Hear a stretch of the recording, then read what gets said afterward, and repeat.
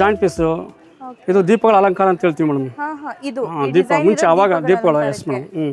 So ಬಳೆಗಳ ಅಲಂಕಾರ ಇದೆ ನಮ್ಮ ಹಂಪಿನಲ್ಲಿ. ಮುಂದೆ ತೋರಿಸ್ತೀನಿ ನಿಮಗೆ ಹೋಗ್ತಾ. ನೆಕ್ಸ್ಟ್ ನಾವು ವಿಜಯ ವಿಠಲ ದೇವಸ್ಥಾನ ಹೋಗ್ತೀವಲ್ಲ, ಅಲ್ಲಿ ಸಿಗುತ್ತೆ. ಈ ಆಂಜನೇಯನು ತುಂಬಾ ಹಳೇದೆ ಮೇಡಮ್, ಪುರಾತನ. ಹಂಪಿನಲ್ಲಿ 730ಕ್ಕೂ ಹೆಚ್ಚು ಆಂಜನೇಯ ಐತೆ. ಅದರಲ್ಲಿ ನಮ್ಮ ಯಂತ್ರೋದ್ಧಾರಕನೇ ಮೊದಲ ಆಂಜನೇಯ. ಸೊ ಎಲ್ಲ ಕಡೆ ನಿಮಗೆ ಸ್ಟ್ಯಾಂಡಿಂಗ್ ಪೊಸಿಷನ್ ಸಿಗ್ತಾನೆ ಹನುಮಂತ. ಸೊ ಅಲ್ಲಿ ಸಿಟ್ಟಿಂಗ್ ಪೊಸಿಷನ್ ಇದ್ದಾನೆ, ಅದು ವಿಶೇಷ. ಅದು ಯಂತ್ರದಲ್ಲಿ ಬಂಧಿಸಿ ಇಟ್ಟಿರ್ತಾನೆ ವ್ಯಾಸಮಣಿಗಳು. ನಾವು ನೆಕ್ಸ್ಟ್ ಅದೇ ಟೆಂಪಲ್ಗೆ ಹೋಗ್ತಾ ಇದ್ದೀವಿ ಮೇಡಮ್.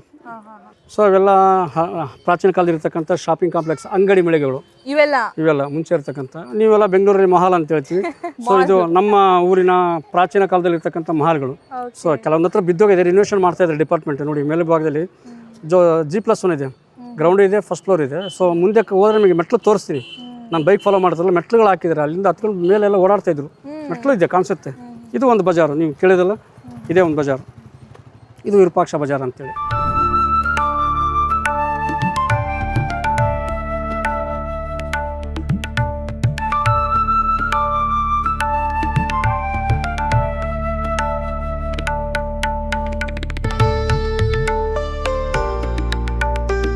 ಸರ್, ಫೈನಲಿ ಮುತ್ತು ರತ್ನ ಬಂಗಾರ ಅಳಿಯೋ ಮತ್ತು ಮಾರೋ ಜಾಗಕ್ಕೆ ನಾನು ಬಂದಿದ್ದೀನಿ. Yes madam, okay, welcome.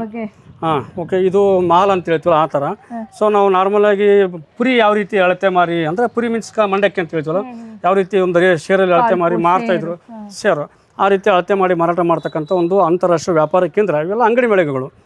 So ನೀವು ಮಾಲ್ ಅಂತ ಹೇಳ್ತೀವಿ, ನಾವು ನಮ್ಮೂರಿನ ಮಾಲ್ಗಳು ಇವೆಲ್ಲ. ಸೊ ಇಲ್ಲಿ ಜನ ವಾಸ ಮಾಡ್ತಾಯಿದ್ರು. ನಾವು ಇದು ಯಾವುದೇ ಮೆಜೆಸ್ಟಿಕಲ್ಲಿ ಹೋದ್ರೆ ಏನಾದ್ರು ಪರ್ಚೇಸ್ ಮಾಡ್ತೀವಲ್ಲ, ಒಂದು ಶಾಪಿಂಗ್ ಕಾಂಪ್ಲೆಕ್ಸ್ ಇರ್ತಲ್ಲ, ಶಾಪಿಂಗ್ ಮಾಲ್. ಸೊ ಇವಾಗ ನಾವು ಬಟ್ಟೆ, ಶೂ ಮತ್ತು ಬ್ಯಾಗ್ ಎಲ್ಲ ಖರೀದಿ ಮಾಡ್ತೀವಿ. ಈ ಒಂದು ಜಾಗ ಹೆಂಗಿರುತ್ತೆ ಅಂತಂದರೆ, ಸೊ ವಿಶೇಷವಾದ ಜಾಗ ಅದು. ಚಿನ್ನ, ಮುತ್ತು, ರತ್ನ, ಸೊ ರಾಶಿಗಟ್ಟೆ ನೆಲದ ಮೇಲೆ ಇಟ್ಬಿಟ್ಟು ಅಳತೆ ಮಾಡ್ತಕ್ಕಂಥ ಒಂದು ವ್ಯಾಪಾರ ಕೇಂದ್ರ ಬಂದಿದ್ದೆಲ್ಲ. ಕೆಳಗಡೆ ಇಟ್ಟು ಅಳತೆ ಮಾಡ್ತಿದ್ರು ಶೇರು.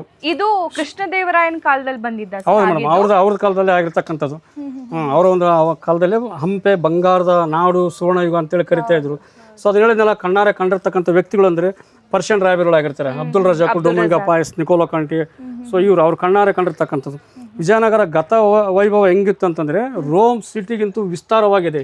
ಅಷ್ಟು ಸಂಪತ್ತು ತುಂಬಿದ ರಾಜ್ಯ ಅಂತ ಹೇಳ್ತೀವಿ ಮೇಡಮ್. ಇದು ಮಾಲ್.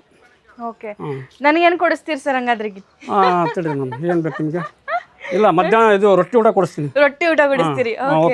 ನಾನು ಒಳ್ಳೆ ಇಲ್ಲಿ ಕರ್ಕೊಂಡ್ ಬಂದಿದ್ದೀರಿ. ನನ್ಗೊಂದು ಕಾಲ್ಪು ಏನ್ ಬೇಡ, ಒಂದ್ ಸಣ್ಣ ಶೇರ್ ಅಲ್ಲಿ ಏನೋ ಕೊಡಿಸ್ತೀರಾ? ಅದೇ ನೀವು ಬೆಳಗ್ಗೆ ಹೇಳಿದ್ರೆ ಶೇರ್ ಮನೆಯಿಂದ ತರ್ತಾ ಇದೆ, ಬಟ್ ಶೇರ್ ನನ್ನ ಹತ್ರ ಇಲ್ಲ ಮೇಡಮ್.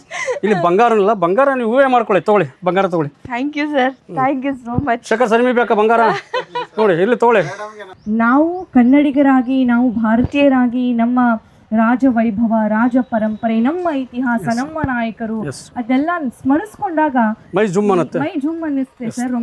ರೋಮಾಂಚನ ಆಗುತ್ತೆ ಮೇಡಮ್. ಅದು ಇಂಥ ಜಾಗನ ಉಳಿಸಿ ಬೆಳೆಸಬೇಕಾಗಿರೋದು ಕೇವಲ ಡಿಪಾರ್ಟ್ಮೆಂಟ್ ಕರ್ತವ್ಯ ಅಷ್ಟೇ ಅಲ್ಲ, ಇದು ಪ್ರತಿಯೊಬ್ಬ ನಾಗರಿಕರ ಕರ್ತವ್ಯ ಆಗಿರುತ್ತೆ.